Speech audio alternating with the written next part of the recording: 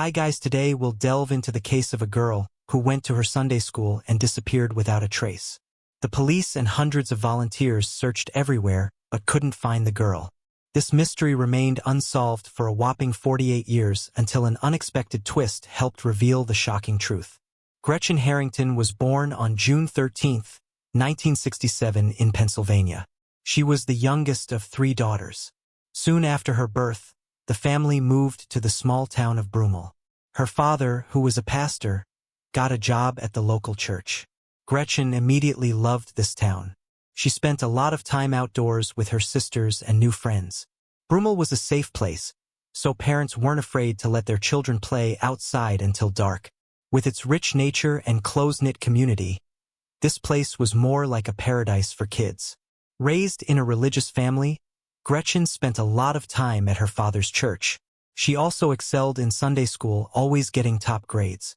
On the morning of August 15, 1975, when Gretchen was 8 years old, her family eagerly awaited the arrival of her mother and newborn sister from the hospital.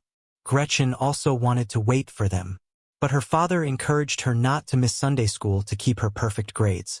Reluctantly, she agreed, took her Bible and headed to church. Usually, she walked there with her older sisters, but they both stayed home that morning. Gretchen wasn't afraid to walk alone, as the church was less than a mile away, just an 8-minute walk from her house. The Sunday school lessons consisted of 2 parts. First, the children gathered at Trinity Church, and after about an hour and a half, some of them headed to Gretchen's father church. But at 11:30 a.m., when the kids arrived at the second church, Gretchen's father noticed that his daughter was not among them. It seemed strange because the children were brought as a group. He thought Gretchen might have stayed at the other church, so he called there. Answering the call was the wife of the pastor named David, who taught at the Sunday school. She said Gretchen wasn't there and told her husband about what was happening. He was surprised because Gretchen hadn't even attended his classes that morning. Her father immediately started to worry. He asked David to call the police and went searching for his daughter. The father drove along the route between the churches, checked other streets nearby, but Gretchen was nowhere to be found. He also reached out to her friend's parents, hoping she might have decided to spend time with some of them, but they were all either at church or home. Gretchen's best friend, David's daughter, also hadn't seen her all day. The police immediately began searching. As news of Gretchen's disappearance spread through the town, hundreds of volunteers quickly joined in. Practically all the locals knew Gretchen's father as they regularly attended his church, so they all wanted to help. Together with the volunteers, the police searched the entire town, then started combing through multiple wooded areas and the riverbank. A police helicopter was also sent to assist scanning the area from above. The search continued into the night, but yielded no results. The next day, even more volunteers joined in. The police created flyers with Gretchen's photo and information about her disappearance, which were posted along roads and handed out to passing drivers. Despite all efforts, not only did the police fail to find Gretchen, but they couldn't even determine what happened to her.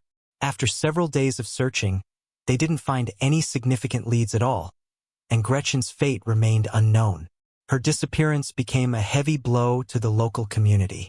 People were used to letting their children roam the streets freely from a young age, and nothing like this had ever happened before. The kids could spend hours wandering in the woods, swimming in the river without adult supervision, and their parents never worried.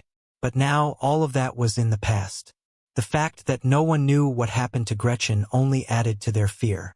People discussed various theories. Some thought she might have run away from home. Others believed she went swimming in the river and drowned. But the most frightening theory was that someone had abducted her. Parents stopped letting their children out unsupervised. One local woman even cut her daughter's long hair so she would resemble a boy.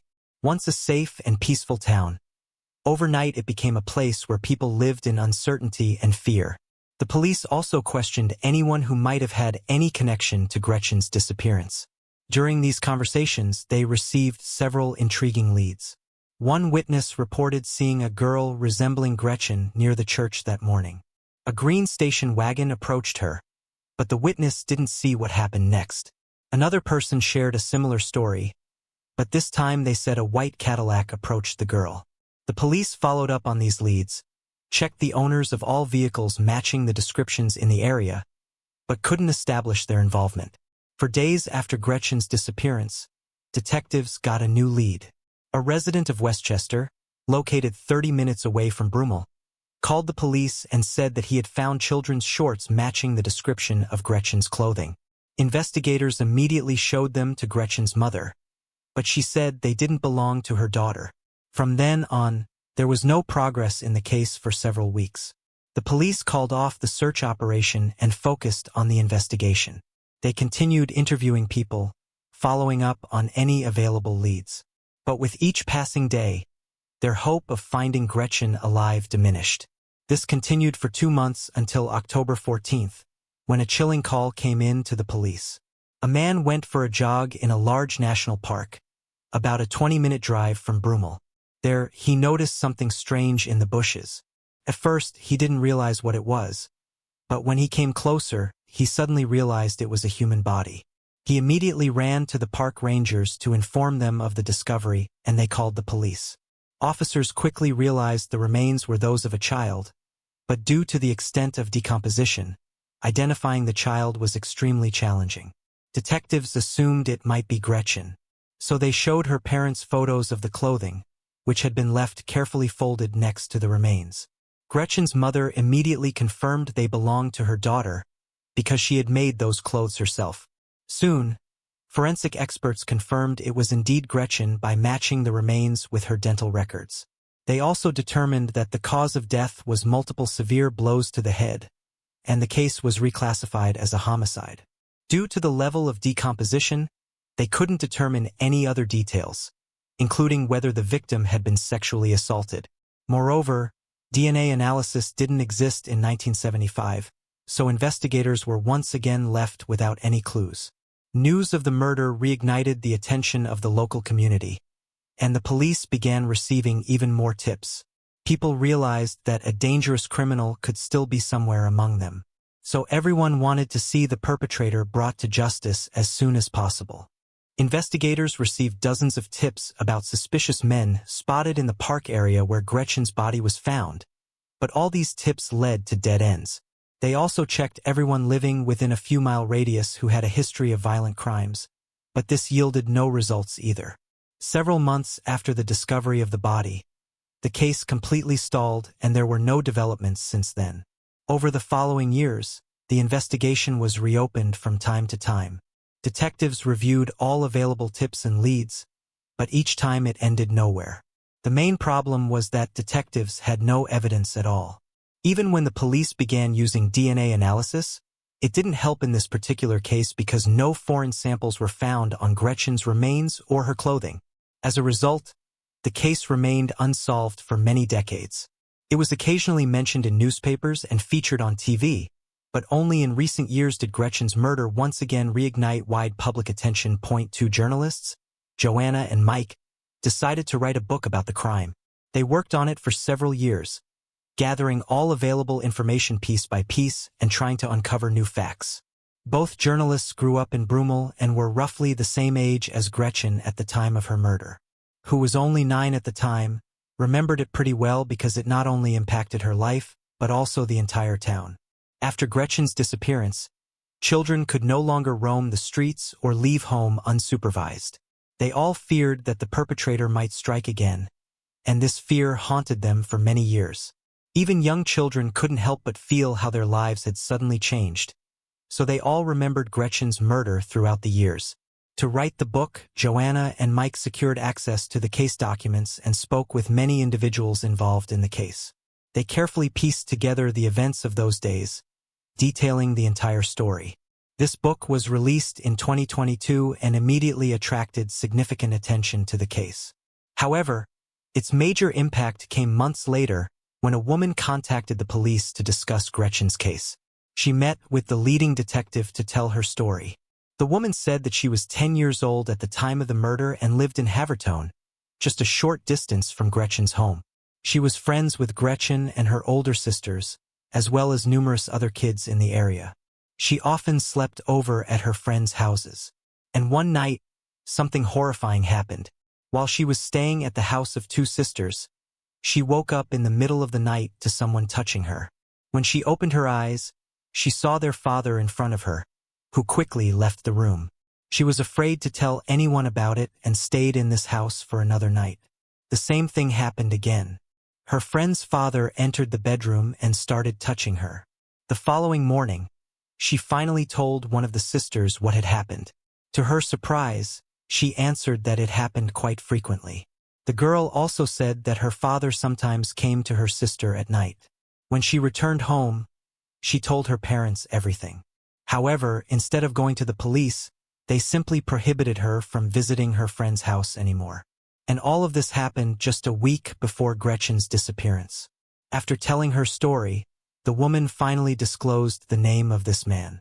It was David Zanstra, the same pastor who taught at the Sunday school. But that wasn't the end of her story. She also revealed that a month after Gretchen's disappearance, one of her friends was twice approached by a man who attempted to abduct her. The girl refused to get into his car and later told her friends that it was Zanstra who tried to lure her somewhere. To corroborate her statement, the woman showed detectives her personal diary from that time. On September 15, 1975, she wrote about her friend's plea to keep it a secret, fearing that David Zanstra might harm her. After receiving this information, the police immediately reopened the investigation.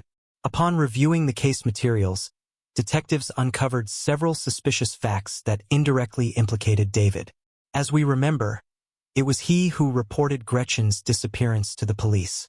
The pastor provided investigators with a detailed description of her clothing: dark blue zip-up shorts with front studs and pockets without zippers or buttons. He also mentioned that she wore a white top with her hair in braids. At the same time, he claimed not to have seen Gretchen that day. This raised a reasonable question. How could he know what clothes she wore that morning?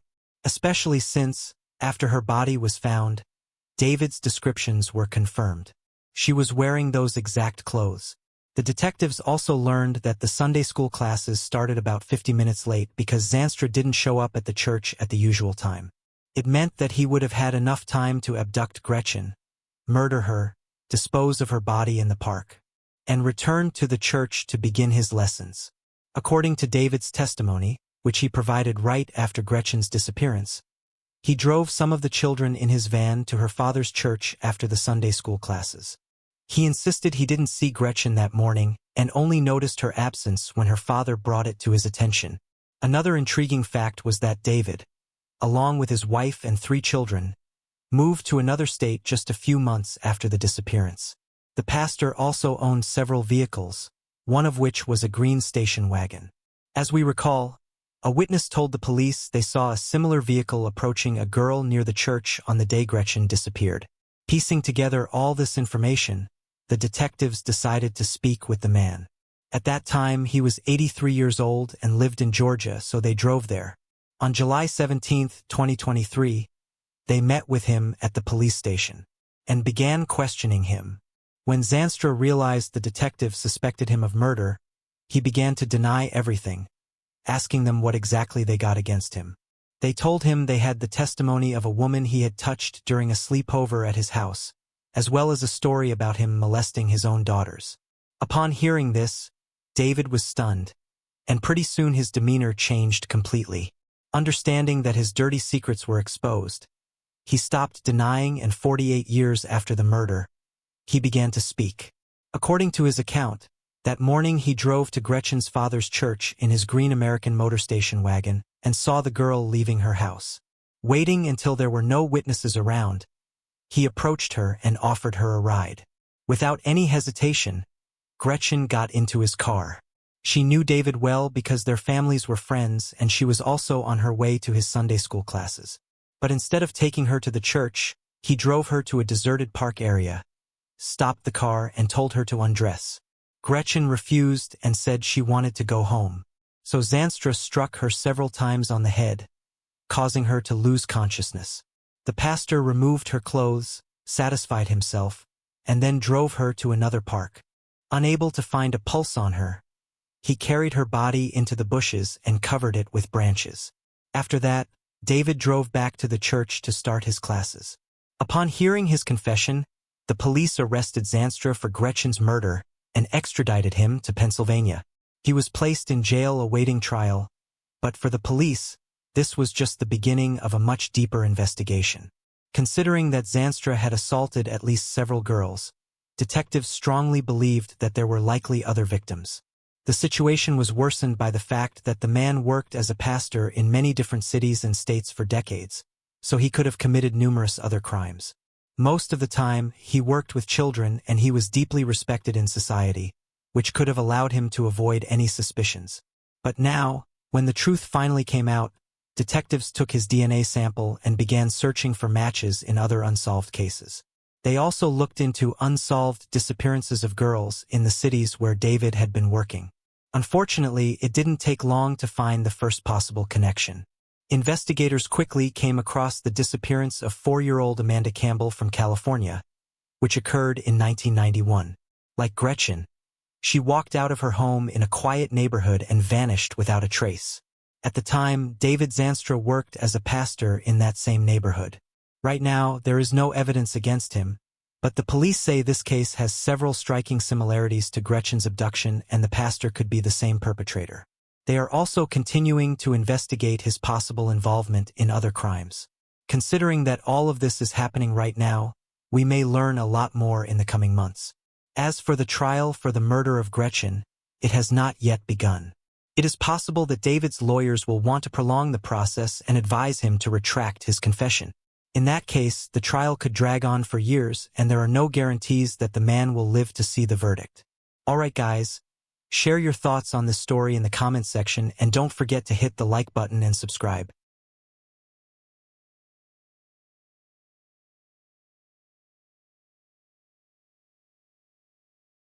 Now we'll delve into the case of a young girl who left her school bus just a few hundred yards from her house and vanished without a trace.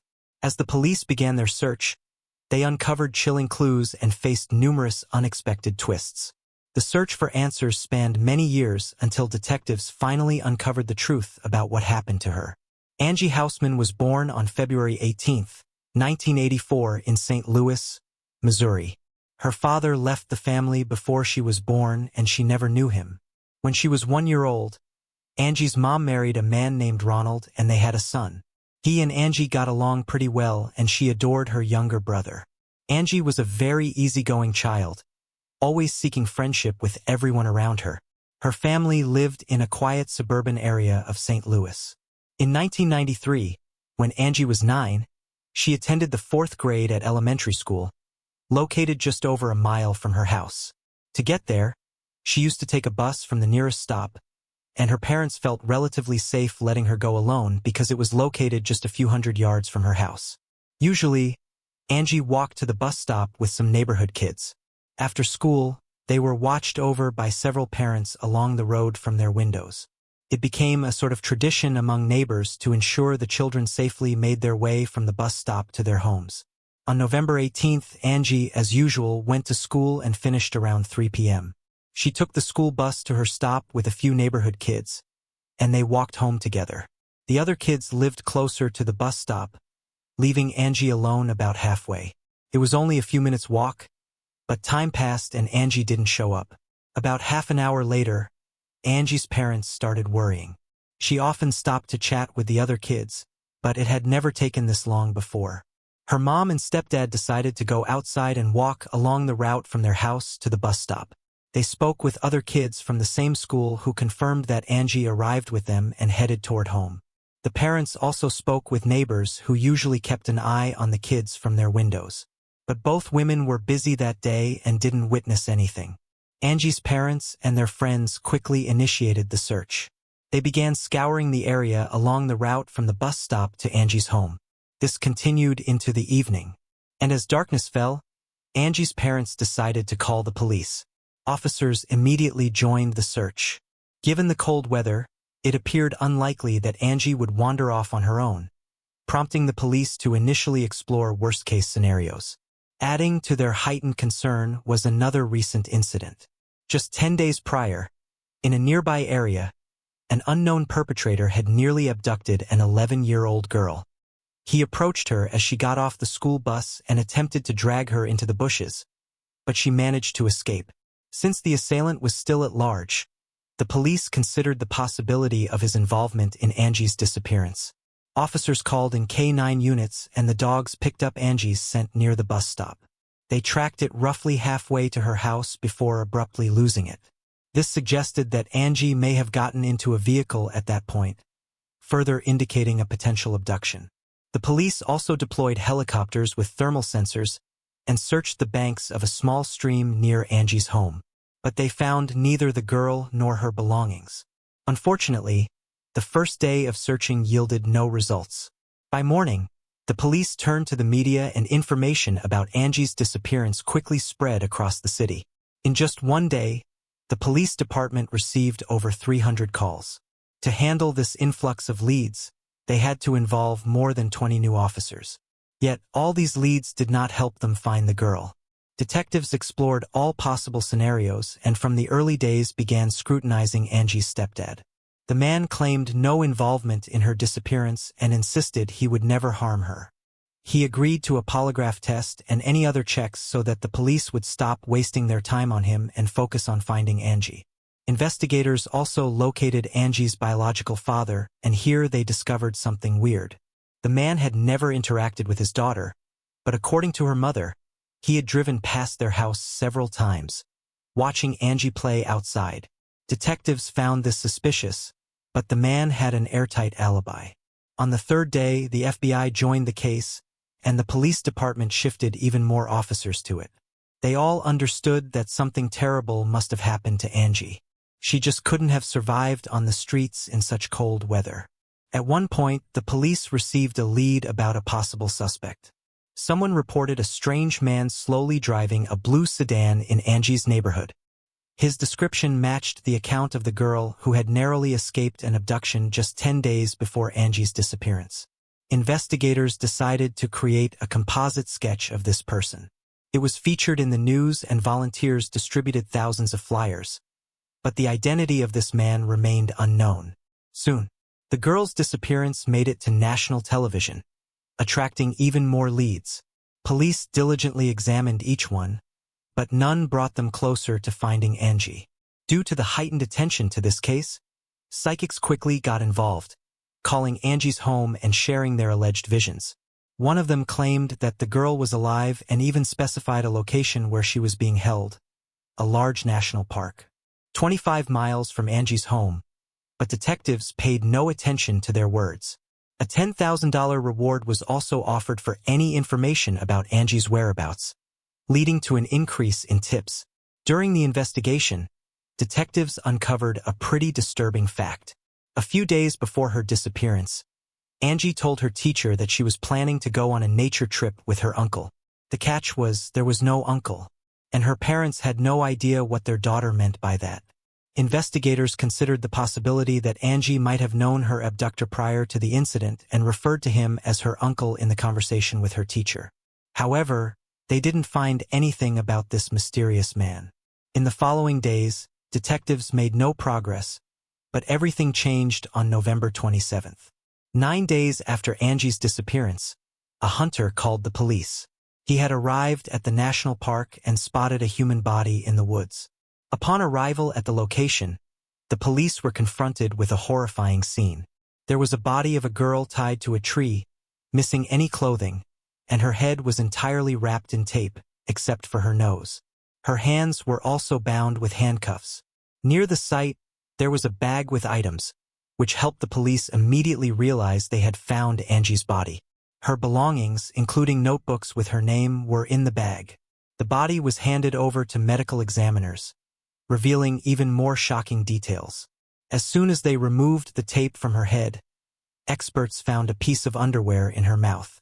They also determined that the girl had died just a few hours before the discovery, meaning she had been kept alive for 9 days and then taken to this location where she froze to death. Near the site, there was a bag with items, which helped the police immediately realize they had found Angie's body. Her belongings, including notebooks with her name, were in the bag.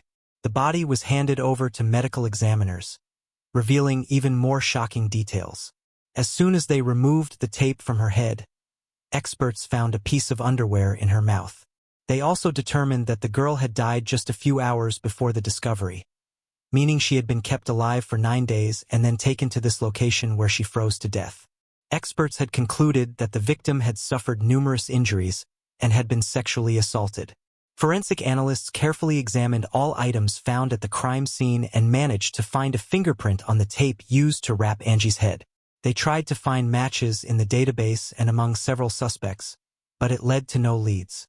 After the discovery of the body, the police dedicated even more resources to the investigation. Local residents were shocked by such cruelty and feared for their children, escorting them everywhere, meeting them at bus stops and not letting them out of their sight for a moment. Just a few days after Angie's discovery, their concerns heightened even further. On December 1st, a 10-year-old girl named Casey disappeared. She lived in another town, only 10 miles from Angie's house. Casey had asked her mother if she could visit her friends who lived just a few hundred yards away, but she had never reached their house. Casey vanished on the way and the police couldn't locate her. Detectives began to fear that they might have a serial killer on their hands. They didn't rule out the possibility that the same person was behind both abductions, but they had no evidence supporting this theory. 10 days later, Casey's body was found in St. Louis and she was wrapped in 2 bedsheets and covered with a pink curtain, with the cause of death being multiple severe blows to the head. Detectives couldn't find any clues that would lead them to the killer. Moreover, they started to doubt that the same person who killed Casey was responsible for Angie's death. The nature of these crimes was noticeably different, leading them to consider the possibility of dealing with 2 different murderers. In the same month, detectives identified the man who had attempted to abduct a girl a few days before Angie's disappearance. He turned out to be 37-year-old Gary, who often came to St. Louis for work. He was immediately checked for involvement in the 2 murders, but the man had a solid alibi. He wasn't in the city during the disappearances of Angie and Casey, although during the investigation, he admitted to assaulting 4 other girls and eventually received a 5-year prison sentence. In February of the following year, detectives had found a breakthrough. When they discovered Casey's body, tire tracks were found nearby. Their photos were handed over to experts who determined that the tracks were left by a pickup truck widely used by a popular car rental company. Armed with this information, detectives interviewed residents in Casey's neighborhood, asking if anyone had seen a pickup from this company.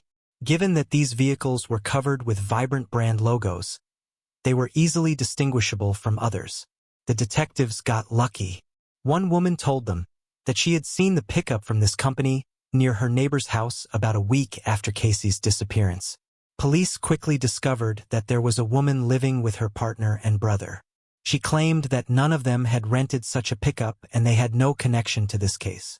But detectives didn't rush to believe her. They obtained a search warrant for the house and found blood traces belonging to Casey in the basement, along with the murder weapon. Further investigation revealed that the woman's brother, Thomas, had rented the pickup. Initially, he denied everything, but when confronted with the existing evidence, he finally confessed. According to his account, Casey had knocked on his door, wanting to invite his nephews to go to the street with her. He invited her into her house, took her to the basement, and attempted to assault her. When she screamed, he struck her with a heavy object and covered the body with bedsheets. After the murder, Thomas went to work and upon his return, his sister informed him that she had seen the body in the basement. However, she added that she didn't want to know what happened and demanded to get rid of it as quickly as possible. Casey remained in the basement for a whole week because active searches were underway and Thomas was afraid to move her. When things calmed down a bit, he rented the pickup, took the body to St. Louis and left it there. Thomas was eventually sentenced to death, but he died in prison from illnesses several years later. In connection to Angie's case, he denied any involvement, leading detectives to conclude that these crimes were, indeed, unrelated.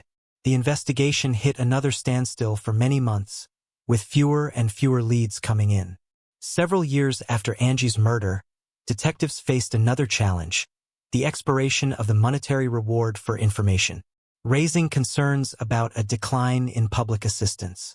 However, an unexpected turn came in 2001 when a businessman in the community donated $250,000 as a reward for information on Angie's case.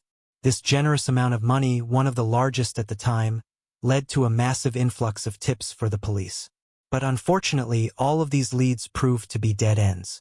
This continued until 2001, when detectives received a call from prison. Inmate named Corey Fox confessed to over 10 murders, including Angie Housman's. Detectives rushed to speak with him, and Fox recounted how he and his friend abducted her from the street, keeping her captive in his house for several days.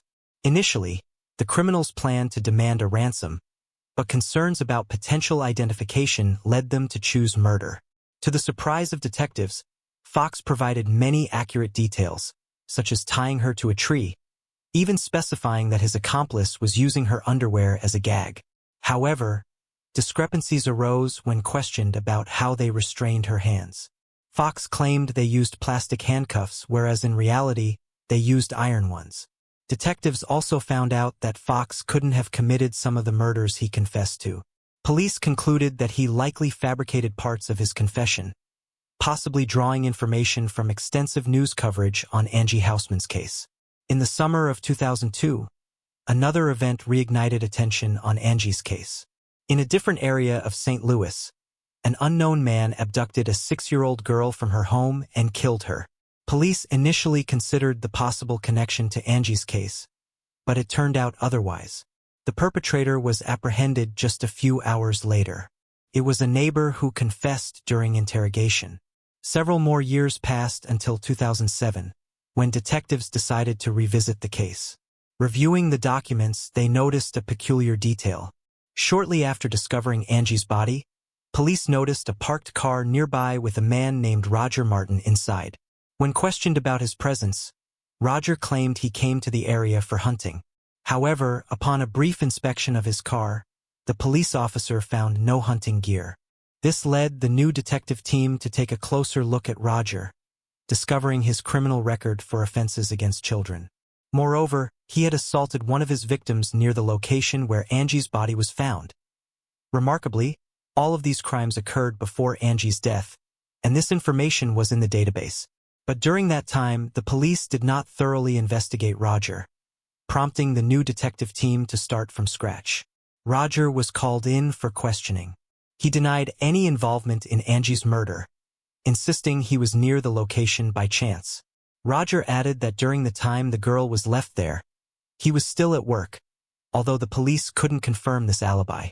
Despite a 9-hour interrogation, detectives couldn't reach any conclusive results.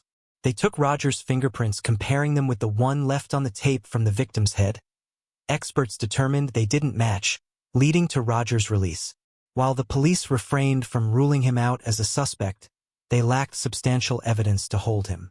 There was no progress in the case until 2018, when the St. Louis Police Department formed a dedicated task force. The new detectives aimed to re-examine all existing evidence. With significant advances in technology since '93, they hoped to uncover new leads. The detectives focused on 3 key pieces of evidence: the handcuffs taped from Angie's head and her underwear used to silence her. Despite repeated attempts since '93, experts struggled to find the perpetrator's DNA on them. Undeterred, they decided to re-examine these items with modern technology. Firstly, they attempted to find DNA on the handcuffs, but it was quite challenging as they were almost entirely covered in the victim's blood. They then turned to the tape from Angie's head, encountering another issue. When they opened the box containing this evidence, they found that the tape had literally disintegrated over the years. Finally, they examined the underwear. Despite having little hope for this particular evidence, as it had been in the victim's mouth for several hours, potentially erasing any foreign DNA, they pursued it as a last resort. Employing state-of-the-art technology, they meticulously inspected every inch of the underwear. And at last, there was a breakthrough.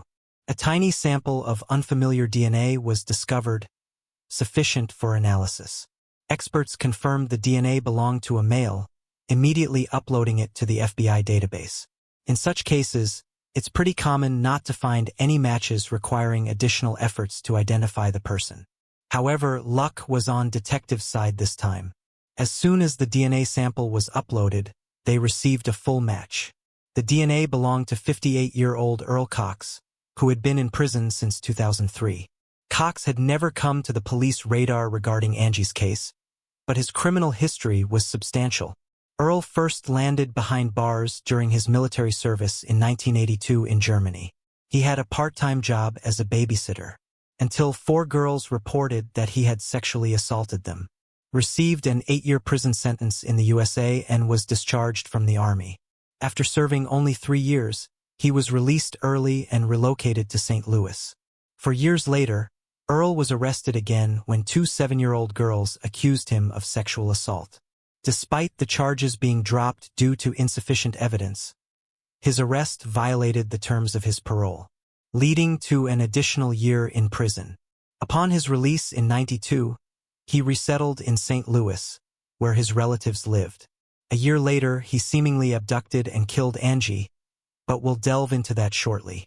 In 2002, faced another arrest for running a major anonymous internet platform where predators shared materials depicting child abuse.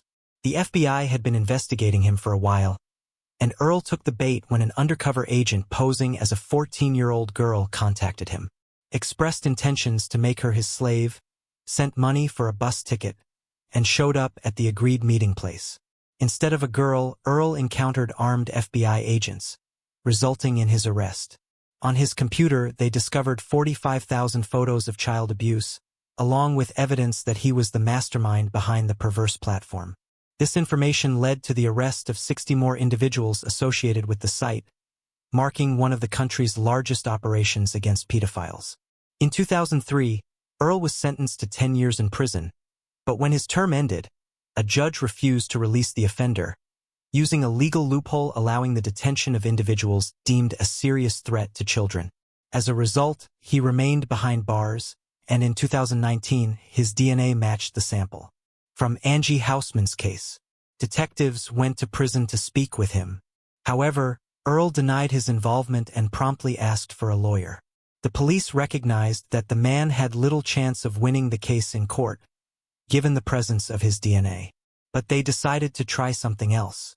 Investigators reached out to Earl's lawyer, stating they would seek the death penalty for Angie's murder. However, if the perpetrator confessed, the prosecution would abandon the death penalty in favor of a life sentence. Apparently aware that he would likely lose the case, Earl agreed to the deal. Detectives returned to the prison, where he provided his version of events. It's worth noting that some parts of his story sounded outright implausible, but the crucial thing for investigators was the confession to the murder. Earl claimed that on November 18, 1993, he was driving through the area where his mother and sister lived. His car stalled in the middle of the road, and while he was trying to figure out what was wrong with it, a school bus pulled up, and several kids got off. They all went into their houses, except for one girl, Angie. According to Earl, when she approached him, they had a brief chat, and he noticed she looked freezing. He offered her a ride in his car, and as he claimed, she agreed. He then took Angie to Burger King, fed her and brought her to his home, where he sexually assaulted her for several days. After some time, he decided to get rid of Angie, took her to the location where her body would later be found, and tied her to a tree. Allegedly, she was still alive at that moment. Detectives doubted the truthfulness of certain parts of this story. Angie clearly couldn't agree to go anywhere with a stranger, especially considering she only had a short distance to walk home. Investigators also questioned the car breakdown in Earl's story. He claimed the car stalled, but as soon as Angie approached, the car surprisingly started again. More likely, the perpetrator noticed Angie and immediately decided to abduct her. He could have lured her into the car with some lies or even threats. It appeared much more realistic than Earl's version. Nevertheless, detectives obtained what they needed: the confession to the murder. In August 2020, he appeared before a judge who sentenced him to life imprisonment without the possibility of parole. Unfortunately, Angie's mother did not live to see this moment. She passed away from cancer in 2016. Her husband, Ronald, told reporters that Earl should have been tried for 2 murders because he held him responsible for his wife's death. After losing her daughter, she lost all interest in life and essentially died. As for Earl, his story didn't end with the verdict. The prosecutor wanted to review the case of sexual abuse involving two 7-year-old girls, for which the offender faced no consequences, serving just a year in prison for parole violation. Police reached out to one of his victims, now an adult, asking her to testify against Earl.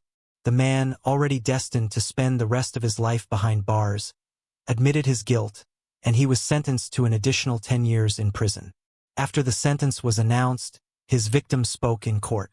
She expressed that despite Earl's heinous crime, she would lead a happy and fulfilling life while he rightly fades away in prison. Alright guys, share your thoughts on this story in the comments section and don't forget to hit the like button and subscribe.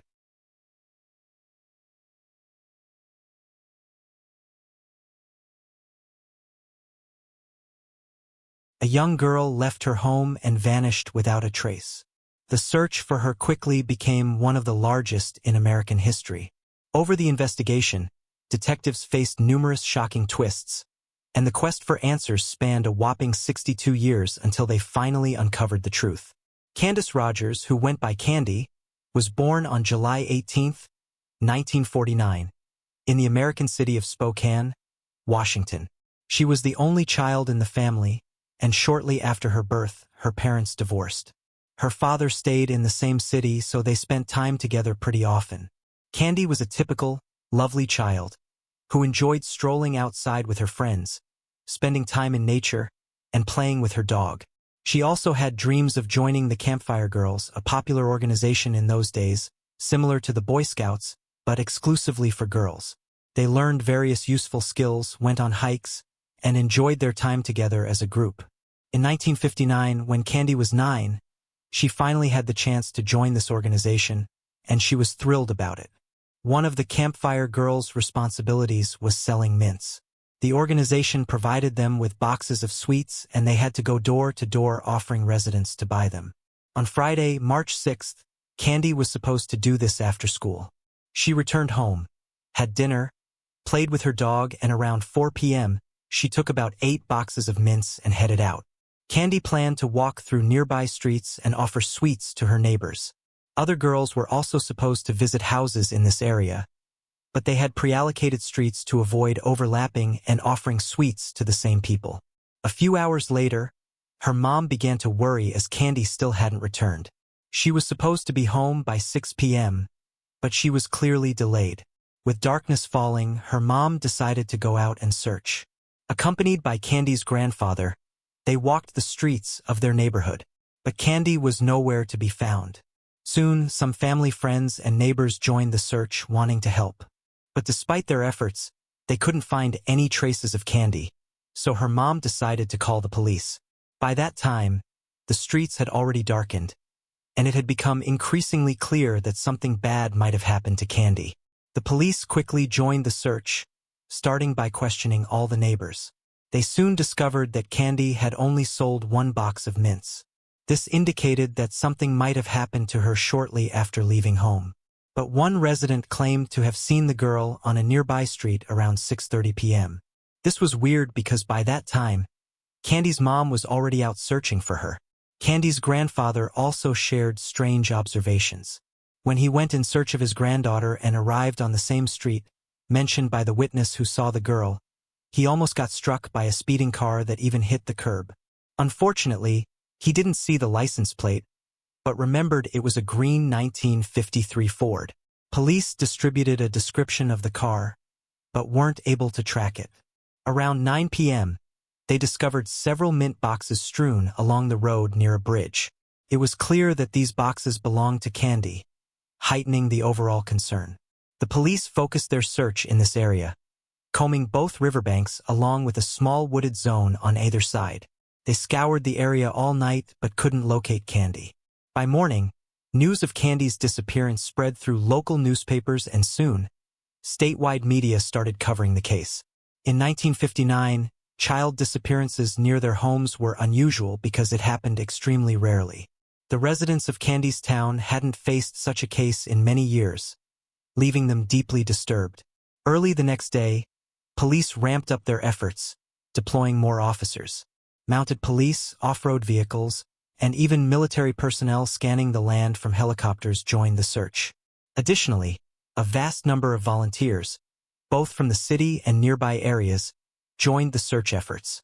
In total, over 1,000 people participated in the search, making it one of the most extensive in the country's history at that time. The search area extended to 11 miles around the girl's home, yet they still couldn't find her. On the same day, another tragic event unfolded. A helicopter involved in the search clipped power lines and crashed, resulting in the loss of 3 out of the 5 crew members.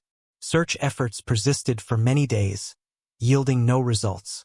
Police officers continued working literally around the clock in multiple shifts, trying their best to locate Candy.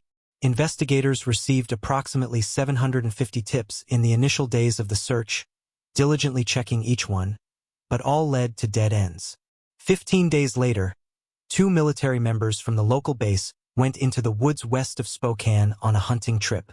There, they noticed children's shoes on the ground, immediately recalling Candy's disappearance. Many military members had been involved in the search, so they were all well aware of the case. They reported this discovery to the police, who showed the shoes to Candy's grandfather. He confirmed that the shoes indeed belonged to his granddaughter. The police headed to the woods for the search.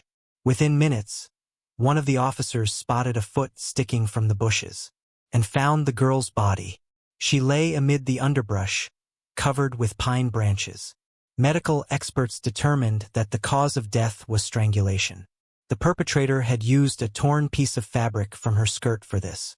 Marks on Candy's hands and feet indicated she had been bound, although no ropes were found near the body. They also concluded that the victim had been sexually abused.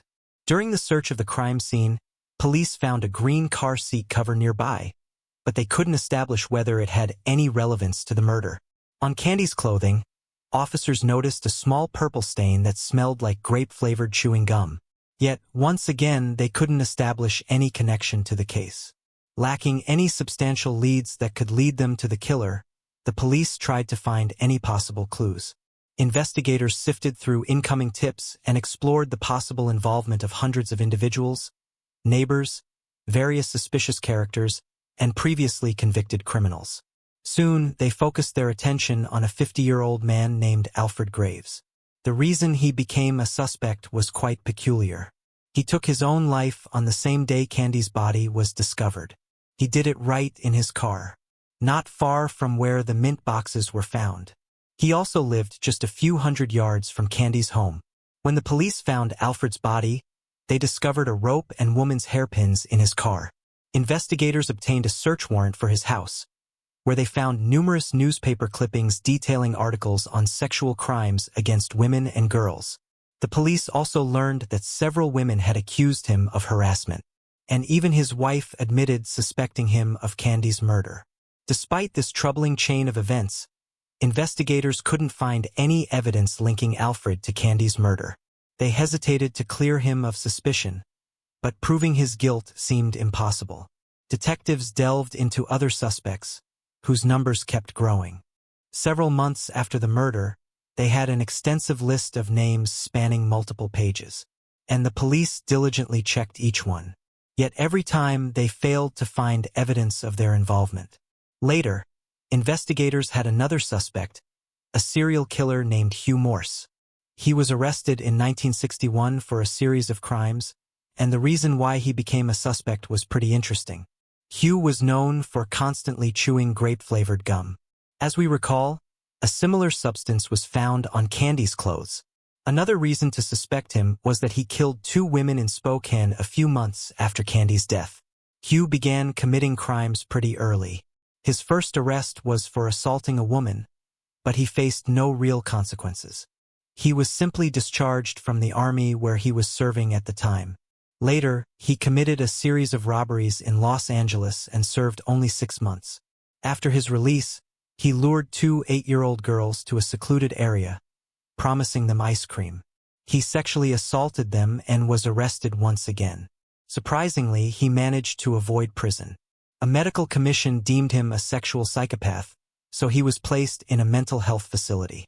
After 2 years, doctors believed he was cured and released him. Hugh moved to Spokane, where he started peeping into women's windows. In November 59, he broke into a 28-year-old woman's home, assaulted and killed her. 10 months later, he entered a 69-year-old woman's residence, repeating the same actions as with the previous victim. A month later, he assaulted another woman, stabbing her multiple times, but she survived. After these crimes, he left the city and over the next few months, committed numerous other offenses, attacking women and girls with a knife, sexually assaulting them and killing 2 more victims. Hugh always traveled between different cities and states until the FBI took on his case. He was added to the list of the country's 10 most wanted criminals and was soon captured. He was sentenced to multiple life terms and Hugh attempted to end his life in a cell. However, he was saved by the guards and continued to serve his sentence. Detectives in Candy's case repeatedly visit him in prison, but the man denied any involvement. He also went through a polygraph test which indicated he was telling the truth. However, this tool carries no weight in court due to its questionable accuracy. Considering Hugh's biography and the fact that he lived in Spokane at the time of the murder, investigators viewed him as their primary suspect. But he continued to deny any involvement, and the police lacked any evidence linking him to the killing. Later, the police focused on another suspect, a 49-year-old man named Howard Barnett. In February 1960, he was arrested on suspicion of molesting a minor girl. A few days after the arrest, he took his own life in his cell at the Spokane police station. Before this, he wrote a message on the wall in his own blood, stating, "I have a sin before the Lord." His wife learned of her husband's arrest only after his death. Speaking to the police, she asked if he killed that girl, referring to Candy. Detectives began investigating his potential involvement, yet once again, they failed to find any evidence of his guilt. Howard remained one of the main suspects, mainly because he lived on the next street to the victim. Over the course of many years, police continued their efforts on this case, gathering new leads and examining other suspects. At one point, a woman contacted them, claiming that on the day Candy disappeared, she saw a green car following the girl. Investigators once again focused their efforts on locating this specific vehicle. However, this didn't lead to any substantial results.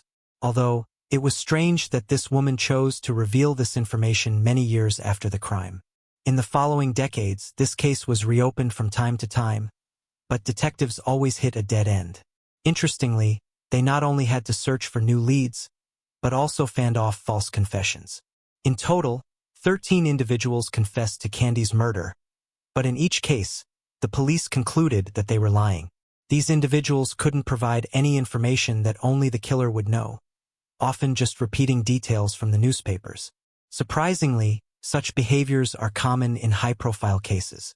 For some reason, people confessing to crimes they did not commit. Throughout the time, the police department saw numerous changes in detectives, each hoping to solve this crime. Candy's murder stood out as one of the most prominent and mysterious cases not only in their city, but across the entire state. It impacted a significant number of people. Before the murder, parents felt safe letting their children play outside. But after this case, many reconsidered their views on safety. In the early 2000s, this case was reopened once again, and this time, a new detective decided to use modern technologies. Fortunately, in 1959, the police had diligently collected and preserved all the evidence, which allowed experts to find a sample of male semen on Candy's clothing. Considering it had been stored for several decades, examining the sample proved extremely challenging. But after extensive efforts, experts managed to extract a DNA profile. They uploaded it to the FBI database, but unfortunately, there was not a single match. Detectives also cross-examined the profile with samples from numerous suspects, but none of them turned out to be Candy's killer. Throughout all these years, many were convinced that Hugh Morse was behind the crime.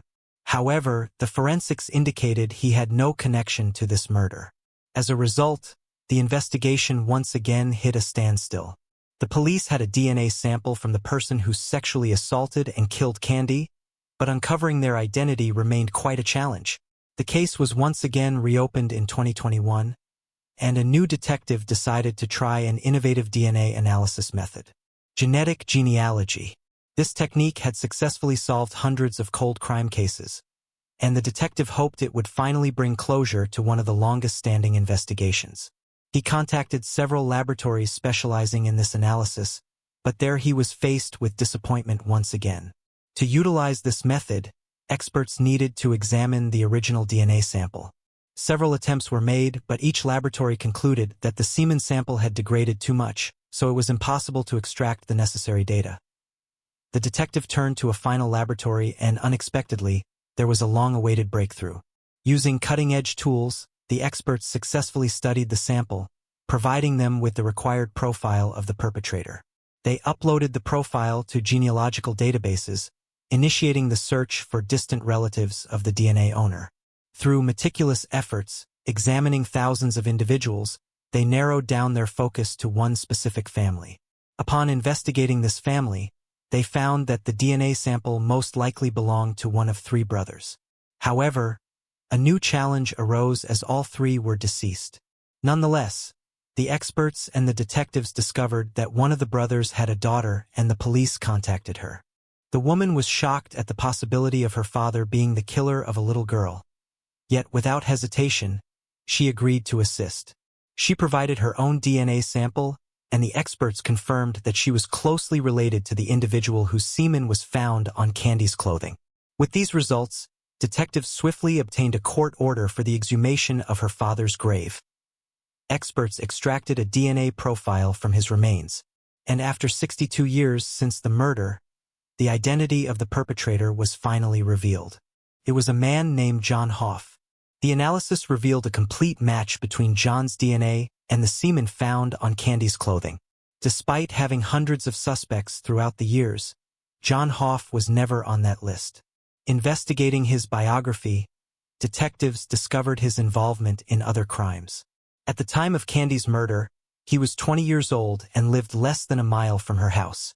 He also served in the army, stationed at a base near where the girl's body was discovered. 2 years after the murder, he attacked a woman, bound and sexually assaulted her, and attempted to kill, but she managed to survive. John was arrested and sentenced to only 6 months in prison. He was also disgracefully discharged from the army. Upon release, John started a family, having 4 children, 2 sons and 2 daughters. He remained off the police radar, living a seemingly ordinary life.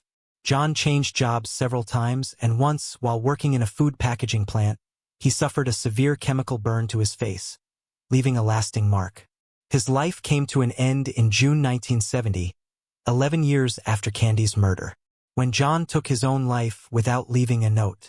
Police also determined that the victim might have known him. Candy was friends with his sister, who was 10 years old at the time. All these years later, she told detectives that after her friend's murder, she cried in her brother's arms, unaware that he was the one who killed Candy. Unfortunately, the girl's parents did not live to see the moment when the killer's identity became known.